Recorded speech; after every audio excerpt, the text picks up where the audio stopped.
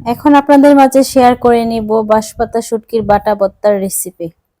এখানে আমি কয়েকটা শুকনো মরিচ নিয়েছি, অল্প একটু পানি দিয়ে ভালো করে বেটে নিচ্ছি। পানি দিলে ভালো করে ভিজে যায় আর মিহি করে তাড়াতাড়ি বাটা যায়। এখন ভালো করে মিহি করে বেটে নিয়েছি। এর মধ্যে আমি অফ ক্যামেরাতে ভালো করে দুটো শুটকি তেলে নিয়েছিলাম, বাঁশপাতা শুটকি। ওগুলো এখন দিয়ে নিব।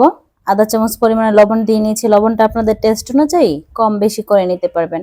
শুটকিটা ভালো করে বেটে নিয়েছি যেন একটু কাটা না থাকে। তো মিহি করে বাটা হয়ে গেছে।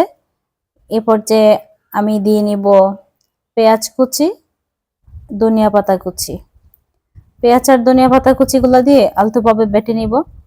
বেশি মিহি করব না, আমার কাছে একটু দানা দানা থাকলে ভালো লাগে খেতে। মানে পেঁয়াজগুলো যদি একটু দানা দানা থাকে বা ধনিয়া পাতাগুলো যদি দানা দানা থাকে তাহলে খেতে ভালো লাগে আর কি।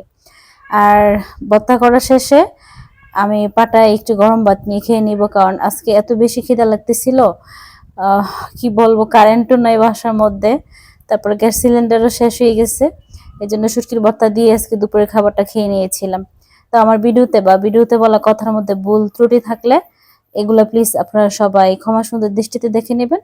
তো আলহামদুলিল্লাহ, আজকে ভর্তা দিয়ে অনেক মজা করে ভাতগুলা খেয়েছি।